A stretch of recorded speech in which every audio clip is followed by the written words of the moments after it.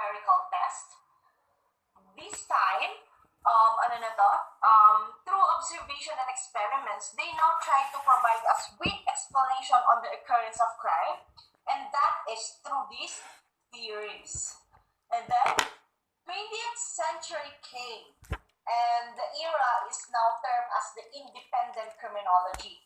And this time, criminology now is a fully developed graduate program, meaning you could already study this one, you could already study criminology, and now here in the Philippines, we are also studying criminology.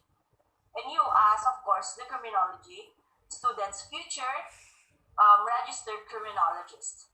And then, at the same time, criminological theories here become more multidisciplinary, meaning it broadens. Mas dumami yung mga theories that explain now the causes of crime. Another thing, that's why it is called independent, because this century, or the 20th century, as the era of independent criminology, criminology now stands alone as a separate study. Yan. Kasi before, kaya nga meron tayong criminal psychology because during the 19th century, criminology is still part of psychology.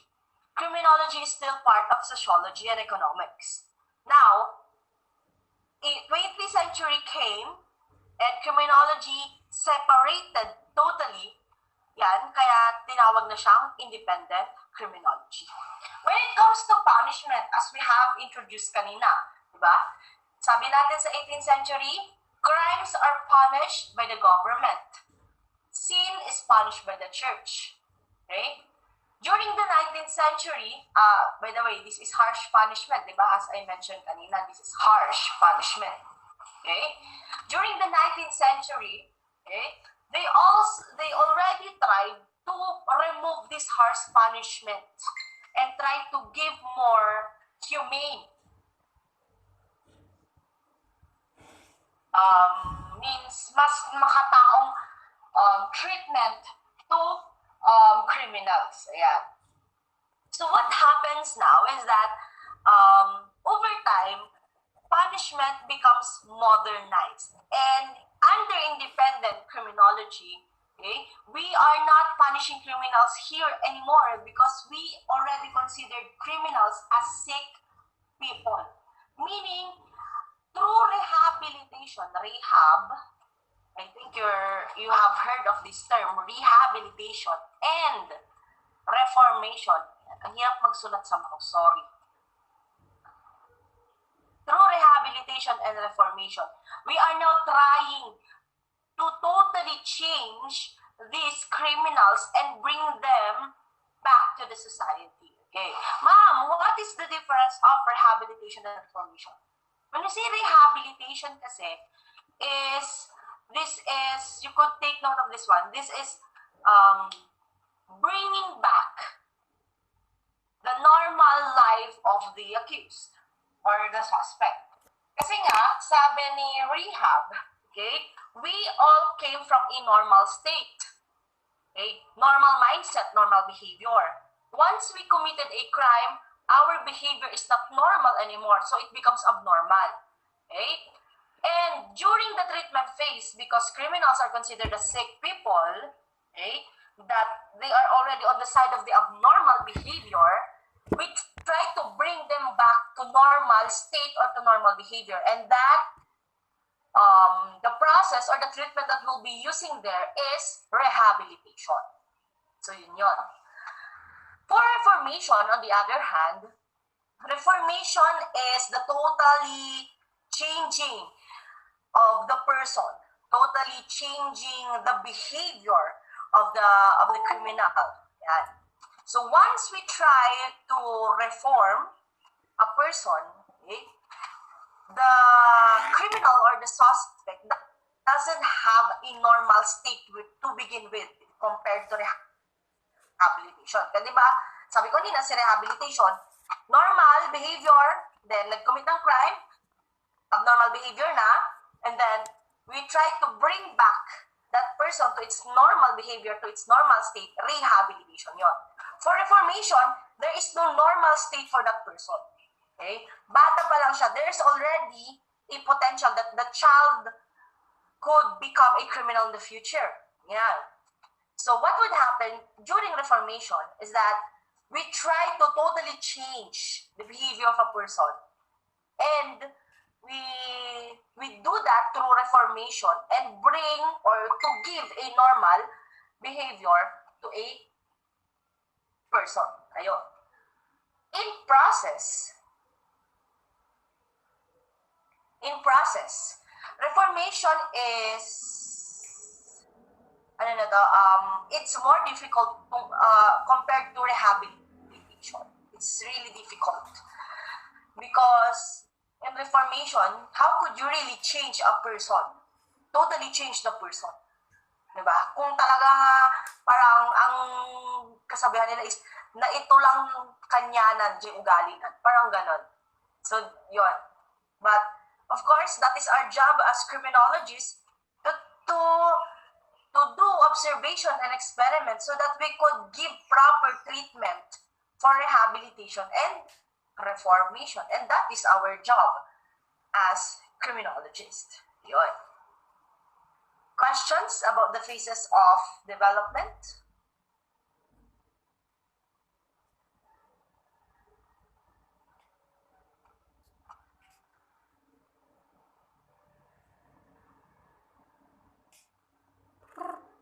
Question?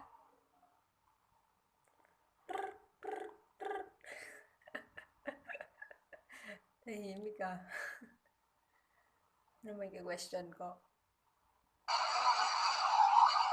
Meron na magka-question. Okay, I think wala. So if you have any questions, sabi ko nga during our orientation, you could comment it on our chat box, or you could just unmute. Ayan. So important areas in the study of criminology. There are 3 important areas in the study of criminology. First one is the development of criminal law and, of course, defining crime. Criminal law came, why? Because sabi nga natin kanina, there is a distinction between crime and sin. It also came with the Latin maxim, nulla pena, nulla crimen sine lege. So allow me rather to, to write it. Yeah.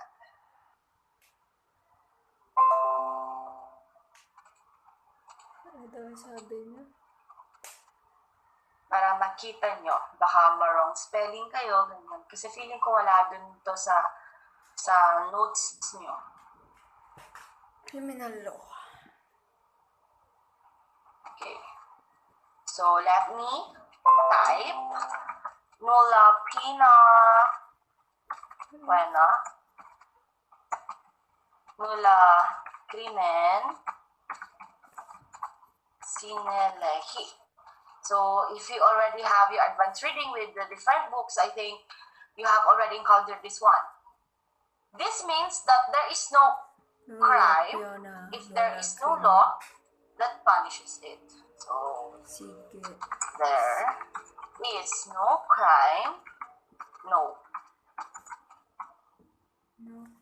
if there is no law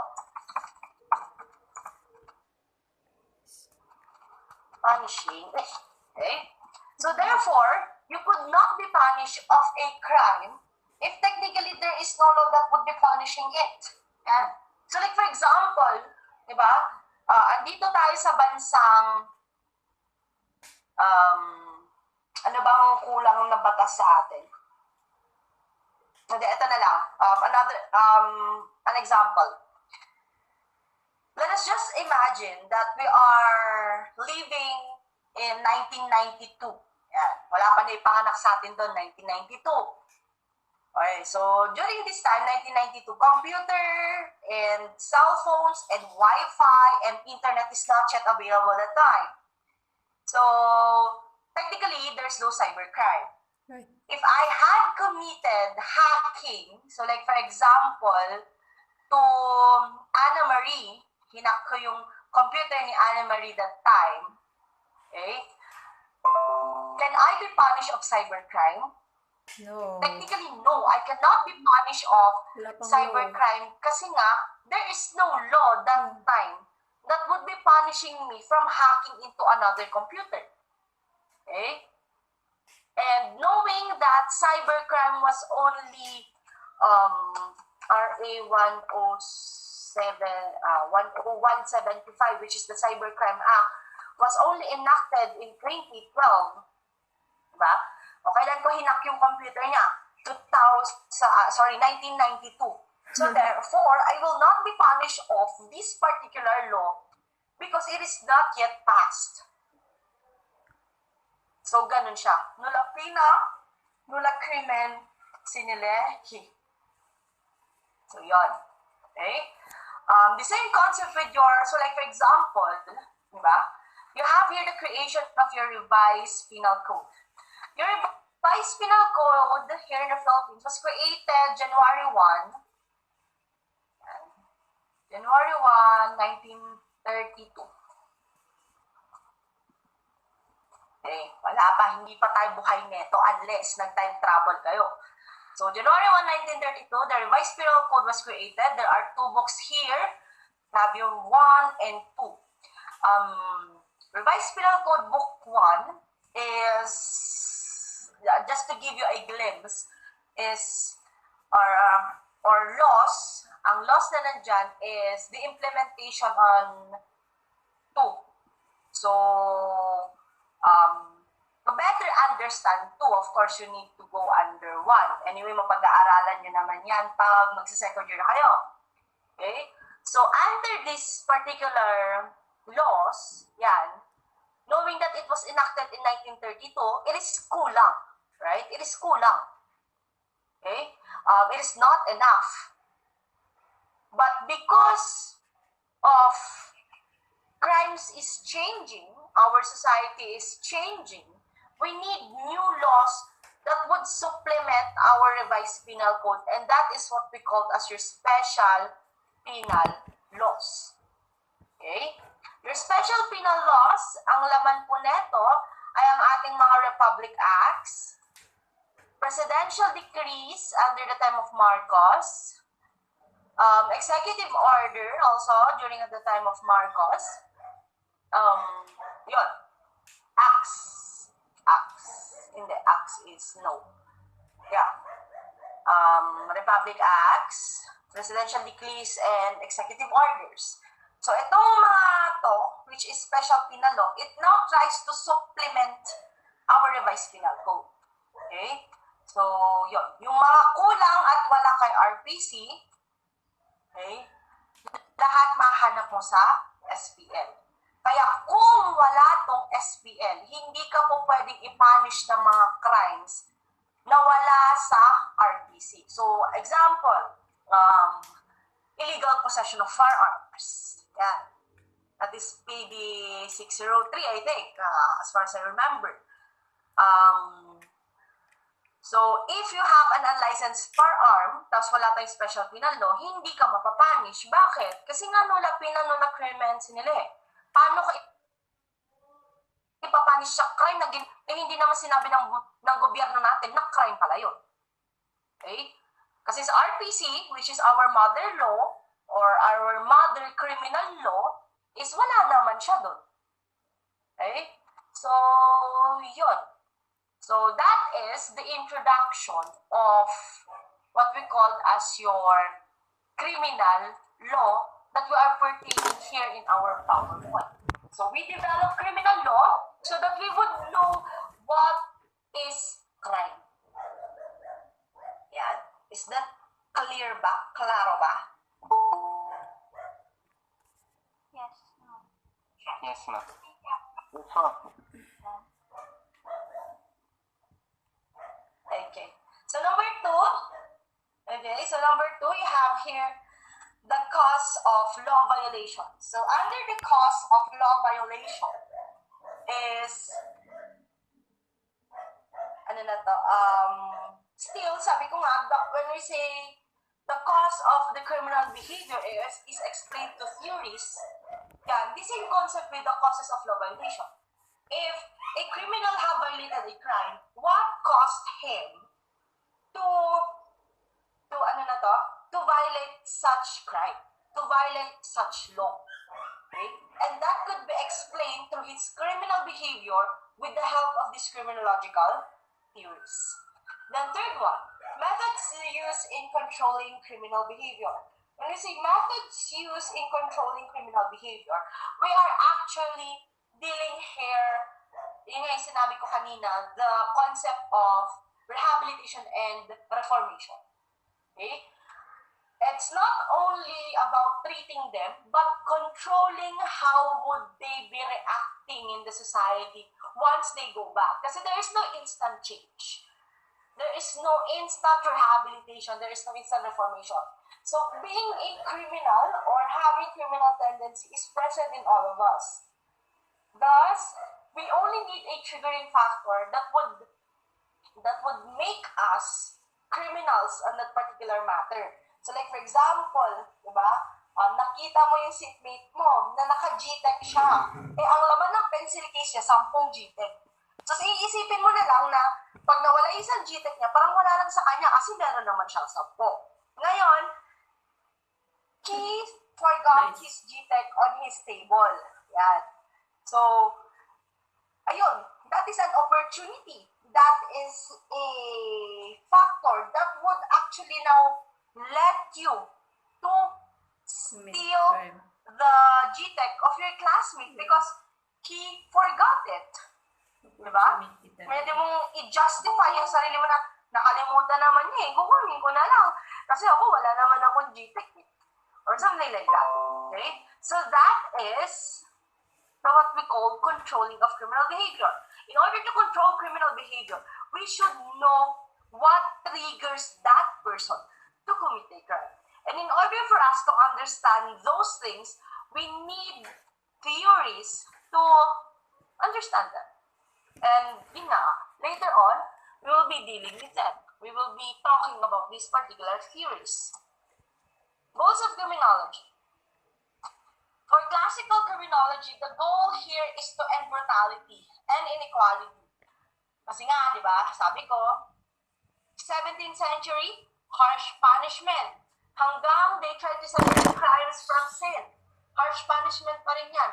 But they are now trying to end brutality and inequality against criminals. It's not okay to give the same punishment to a person who have committed theft, to another person who have committed rape, and to another person who have committed murder. Diba? They know that those three things are separate crimes, are different crimes. Yes, there are crimes against person, yung dalawa, which is yung rape at saka yung murder. Crimes against person siya. Pero yung theft, crimes against property. Okay? And it's really not fair, yun doon na papasok yung inequality eh. It's not really fair if I would give them all of those three life imprisonment, di ba? Kasi it's not the punishment does not justify the act that has been committed. So we need to again study our law. We need to study these criminals. Diba? So yon. Then at the same time, it's the goal of classical criminology for criminal behavior that was the product of the offender's rational choice. Okay? Meaning guys, if you have committed crime, it's your choice. Do you agree? Yes, ma'am.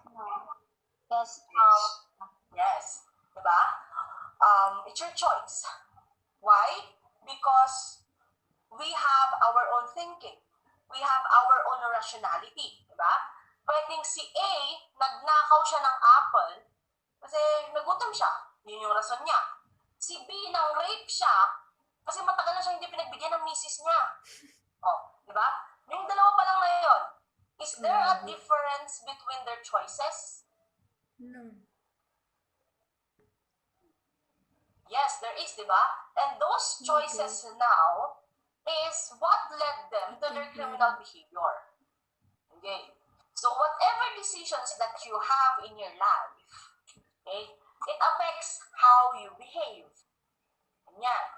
So that is rational choice. Because people are rational beings and it's our choice if we will commit crime or not, okay? It should be at least be prevented. Yan.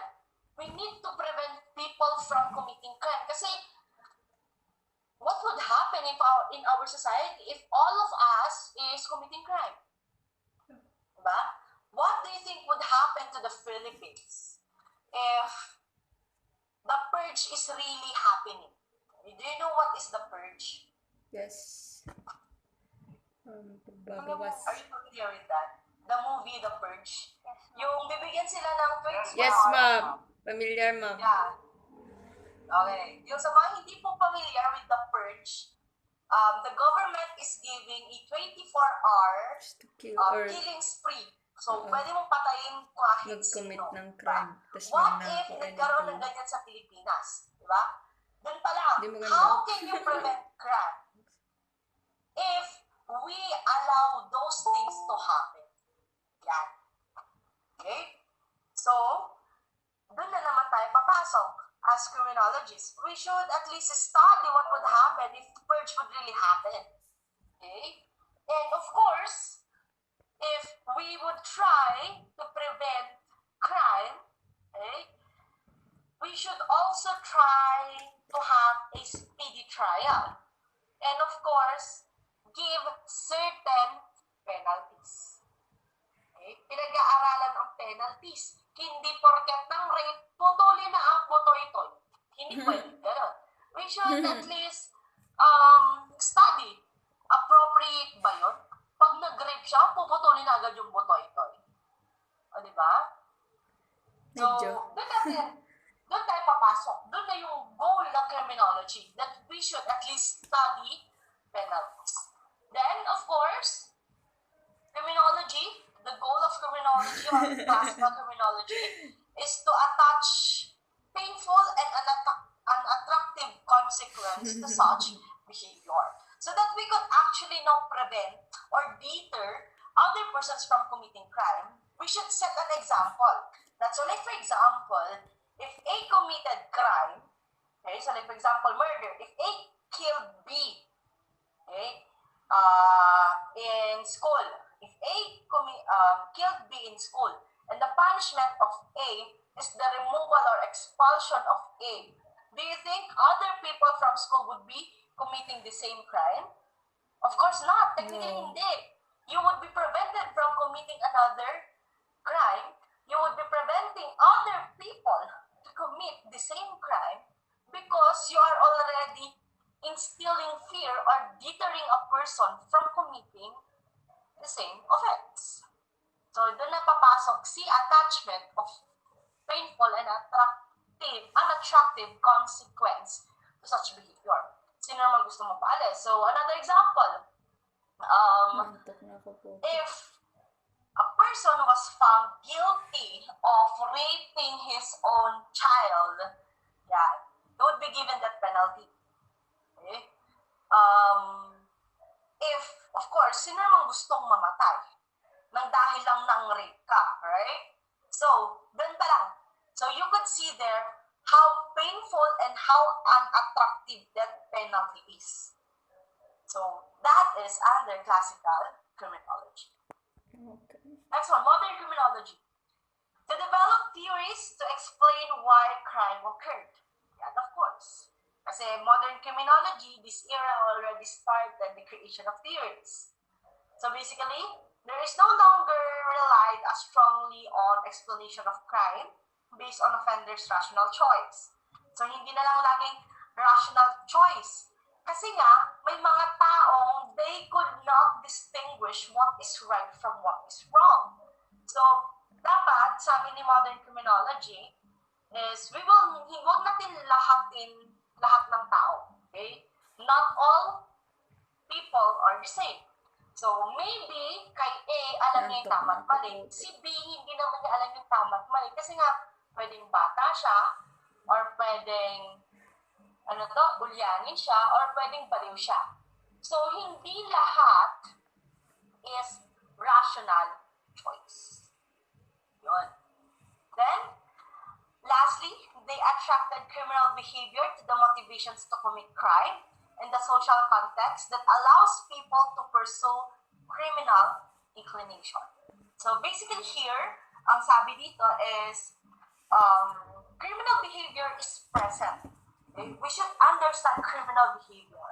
Why? Because if we understand how does a person behaves, we will understand what crimes could he commit in the future. Yeah, so that is modern criminology. Contemporary scholars now, this is independent, believe that criminal motivation is the product of one or more of a complex set of factors. Meaning, there are many reasons why there is criminal motivation. Maybe, so like for example, A killed B because pwedeng self-factor.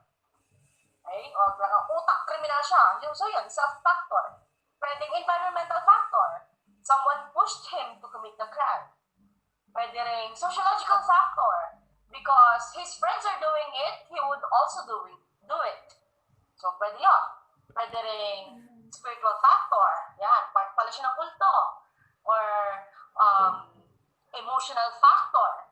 Pwede rin psychological factor, nababaliw na siya, mga ganyan. So there are different factors to consider for criminal motivation to flourish criminal behavior. Yan. Therefore, system of classification can describe the current theories of crime precision with complete accuracy.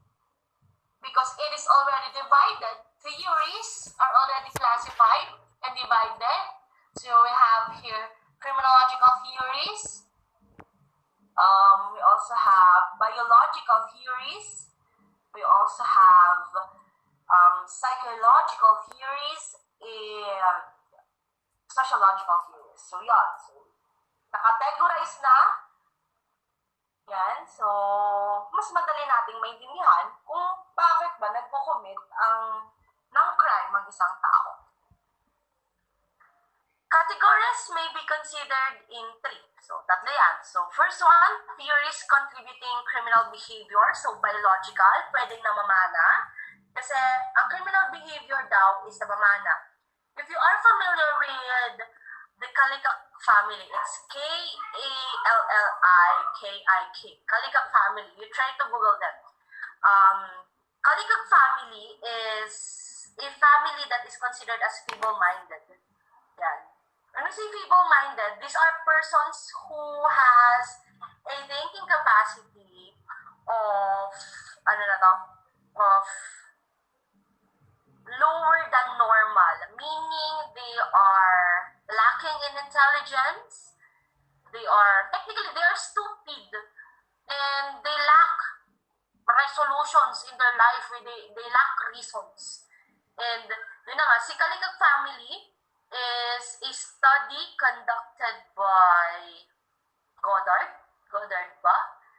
Yeah, Calvin H. Goddard, tama siya. And doon sa study niya about Kalikak family is yun na nga, namana from the parents, namana ang pagiging feeble-minded ng kanilang anak, from the apo, from the tito, the titas, and everything. Yan. So, yun. So, it could be inherited. Then, number two, theories relating to crime. It could be psychological or mental disorder. It could be a behavioral disorder. Kaya siya pumatay kasi akala niya chicken yung hinabol niya. Ayun. So, pwedeng psychological, pwedeng mental factor. Yan. Kasi nung bata yan, na-trauma yan. Okay? Pinatay sa harapan niya yung mga magulang niya nung 2 years old siya. So, ano nangyari? Because of the trauma earned in younger years, ganun ang nangyari. Psychological. And then, the last one is theories relating to crime, to environmental and social factors. So, an example of this one is your labeling theory. that once you label a person such, he would justify it by actually doing it. Ganun. Diba? So, pag nilabel mo daw ang isang criminal na criminal ka, he would prove to you that he is a criminal because you already labeled him or her such. Then, principal components of criminology. Hanggang 2:30 tayo, no? Okay. So, under principal components of criminology, we have here criminal etiology. So, here it is the application of scientific analysis of the causes of crime. So, by the way, criminal etiology, principal components of criminology is apat. Criminal etiology, sociology of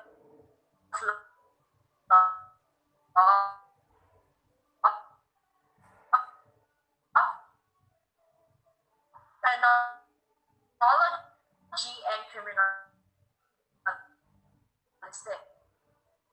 Reasons I already mentioned.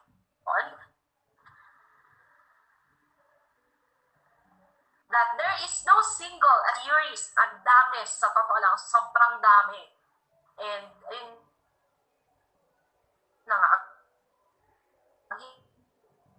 hirap nun, lumalabas siya sa board exam. Nakakatawa kasi sobrang dami.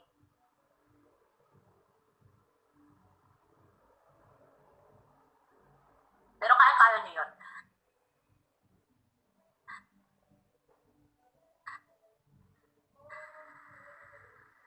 Okay, so a different theory has evolved in studying the causes of biological. So under biological, ito na namin ang then of law, it's about the importance of law. So aside from what we have discussed kanina, the nulla pena, nulla crimen sine lege, that there is no crime if there is no law punishing it. Okay, that is how important our law is. Okay, we could not punish a person from committing a crime if the government told us that it is not a crime. Yun. Criminal law seeks to protect the public from harm by inflicting punishment upon those who are tempted to do harm. That's why in your revised penal code, if you have a copy of the revised penal code, or you could just Google it, you could actually see there the punishment already. So aside from the crime, the definition of a crime,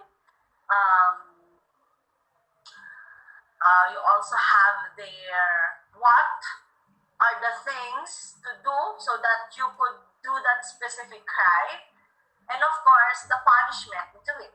That's why criminal law is defined as a branch of law which defines crimes, treats of its nature, and provides for its punishment. Ayan. Yun. So, sociology of law.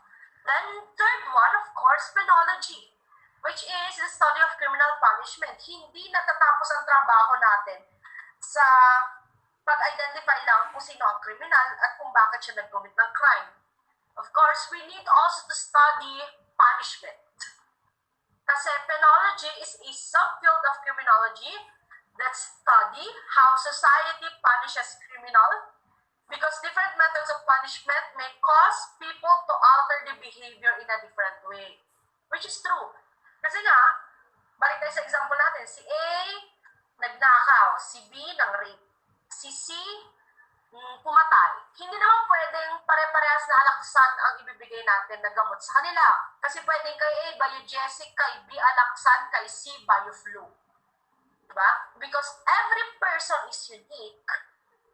There is a proper treatment and proper punishment to be imposed in a person to make it effective. And that is penology.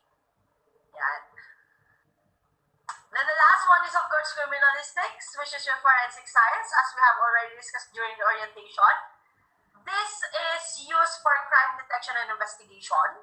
So, this is a separate area in criminology. You actually have 6 subjects here, as I already mentioned. Yung fingerprint, or dactyloscopy, ballistics, photography, or forensic photography.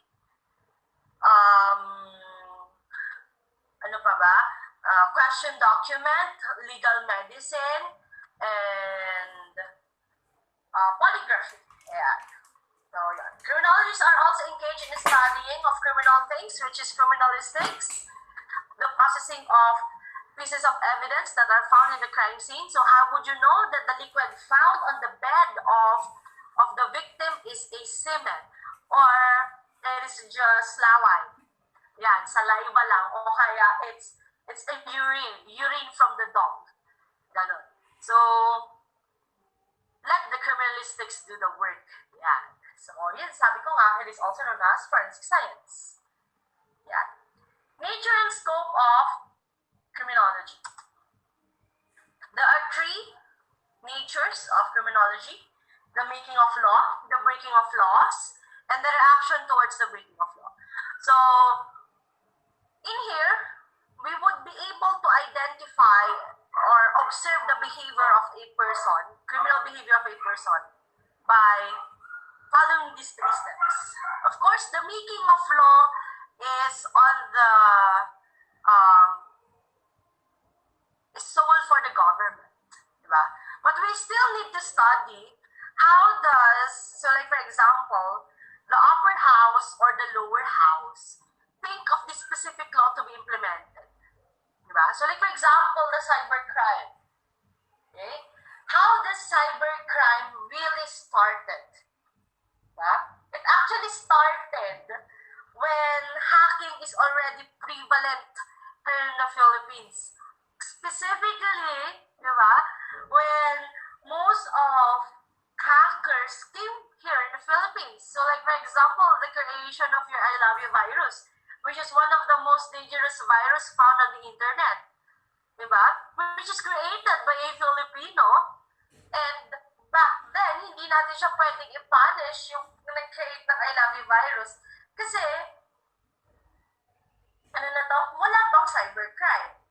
Okay? But, as I mentioned, RA 10175 was created 2012. And the I Love You virus is, I think, 2000.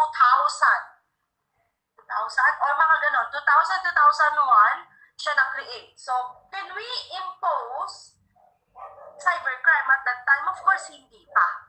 Okay? So, hindi pa enough yung si I Love You virus na justification para mag-create ng cybercrime law. Diba? If the I Love You virus was created 2000 to 2001, it took 12 to 11 years for the creation of the cybercrime. So what really triggered the cybercrime law is because, yun na nga, hacking, cybersex, and online pornographies are already prevalent here in the Philippines. So, dun sa making of law, how does the Congress, okay, or the Senate have built this particular law? That is the making of law. Then the second one is the breaking of law. How does a criminal violate that specific law? Diba? So like for example,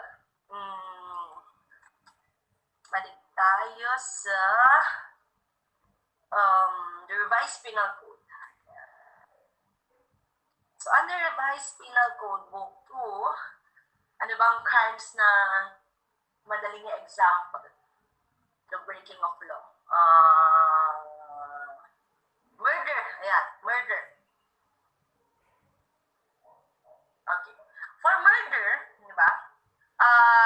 Elements of murder is, first one is there should be a person that is killed. Yan. Then second one is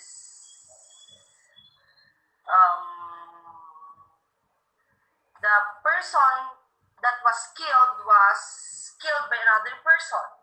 Then the third element is, wait lang, hindi ko kasi maalala. Third element is the killing was not qualified under the other articles in the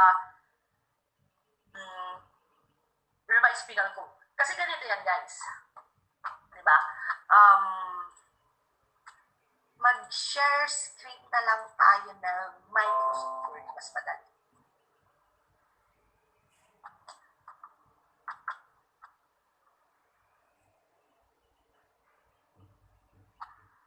Ayun. Share screen ng Word. Ayan. Diba? Ang example natin kanina is killing, which is murder. Right? Okay. There are different forms of killing under the revised penal code. If A killed B, pwede siyang homicide, pwede siyang murder, pwede siyang parricide, pwede siyang infanticide. Yan. Okay. So, depending on the specific circumstances, A is our murderer. Tama? A is our suspect. And B is the victim. Okay? So, sa homicide, element, killing. Sa murder, killing with aggravating circumstance. Meaning, pag sinabi natin aggravating is tataas. Tataas. Example is, pinatay mo siya ng nakatalikod, which is treachery. Yan. Diba? Pumatay ka ng tulog, still treachery. Pumatay ka ng may weapon. Yan. With weapon. Kunyari, baril. Murder pa rin siya. Okay? Then, parricide is it is still killing within the fourth civil degree. So, ito is killing of a family member within the fourth civil degree of this is ascending and descending, this is ascending or descending. Okay. So, like for example, yung anak, pinatay niya yung tatay niya, ascending. Yung ama, pinatay niya yung anak niya, descending. Parricide. Basta within the fourth civil degree. Then infanticide is again, killing pa din siya within 3 days old. Meaning, pinatay mo yung baby na pinanganak within 3 days old. Pag lalagpasan ng 3 days old, hindi na siya infanticide. So, dun na papasok, guys, yung breaking of law na sinasabi natin. Ma'am, bakit dun pumasok si breaking of law? Kasi nga, paano pinatay ni A si B? How does A kill B? Diba? Kasi from these facts of the case, A killed B. Okay, so what is the crime committed? Pag tinanong mo ganyan, A killed B. What is the crime committed? Okay. By that, A killed B, we really don't know what is the specific that we have committed. Diba? Basta, we know there is killing. So, you go back to the revised penal code, you go back to special penal law. If the victim, which is B, was killed with aggravating circumstances, that would be murder.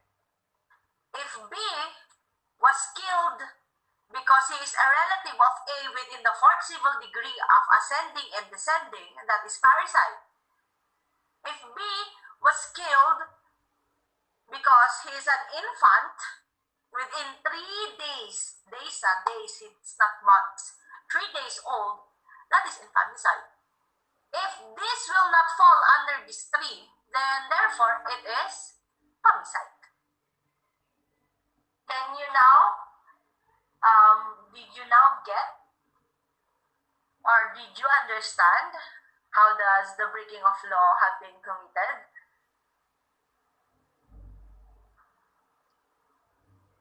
Hello? Po? Yes, ma'am. Yes, okay. Yes, ma'am. Okay. Another example. So, you have here your favorite crime, which is rape. So, A, rape, C. Yan. So, what is the crime committed? Yan. What is the crime committed? Pwedeng rape, pwede ring statutory rape. Yan. Okay.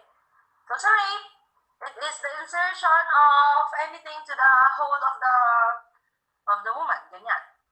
Okay? For statutory, you have rape a person below 12 years old. Yeah. So, if C is not below 12 years old, that is statutory rape. But if not, then that is pure rape. But what if A is lalaki, C is lalaki? Diba? What is the crime committed? Is that statutory rape? Of course, it will go back to this first definition, which is rape. Kasi nga, it is not indicated the age of C. So, ganun siya. Okay?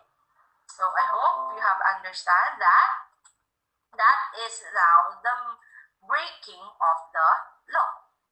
Then the last one is the reaction towards the breaking of the law. When we say reaction, this is again focused on the criminal. How does, by the way, it's not only the criminal but also the people around them. But priority, it's the criminal. Meaning, of the reaction towards the breaking of law, what is the initial reaction of the person who have committed the crime after committing the crime? Okay? Is the victim shocked? Is the criminal shocked? Is the criminal okay? Did he go back immediately to its normal routine after killing? Ayan. And of course, when we say also reaction, how does the victim react? Siyempre, kung patay na siya, hindi na natin makikita yung reaction niya. Pero sinong pinakamalapit pa na victim after the tangible victim have died is of course the relatives of the dead person. Yan. So how would the family of the victim would react? Diba? Paano pag na-rape na nga, ni-rape na nga, pinatay pa? Ano kaya reaction ng parents? Diba? Anong ginawa ng government to provide services to the victim? That is still part of the reaction towards the breaking of law. What else? How does the victim handle the situation? Kung buhay siya ha, how does the victim handle after he or she has been victimized of the crime? Binigyan ba siya ng special protection program? Binigyan ba siya ng support from the barangay? Support from the local government? Okay, ganon. Diba? What else? Reaction of the people around the victim and the criminal. Diba? Reaction ng mga bystanders dun sa murder scene. Diba? Reaction ng mga chismosang kapitbahay. Mga ganon. Reaction of the media. Reaction of the church. Reaction of the government itself. Okay? So, yun. Reaction could entail the movement, the initial movement after the breaking of the law. Diba? So, like for example, dun na nga, A killed B. Diba? what is the first step that the family of B have done? That is reaction of the towards the breaking of the law. How does the government try to prevent another killing? That's another reaction. So that is now the nature of criminology. Question? Okay, I think you don't have any more questions. So let us end our discussion here. Yeah.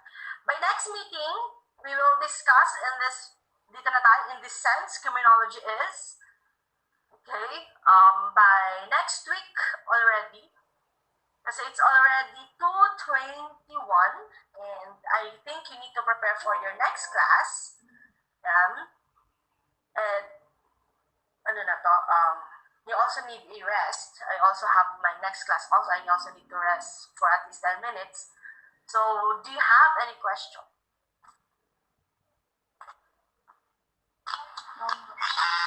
Wala. Okay. So, by Wednesday, I will be giving an activity, and then, ayun, regarding our unit 1, and we will continue our discussion again next week. I will announce kung Monday yon or Wednesday next week. So let us see. Okay? So if you don't have any more questions, you could actually place your questions on our group chat regarding our topic that we have discussed. Other than that, you may now leave Google Meet and enjoy the rest of the day. Good afternoon again. Thank you po. Thank you, ma'am. Thank you, ma'am. Thank you, ma'am. Thank you po, ma'am. God bless po.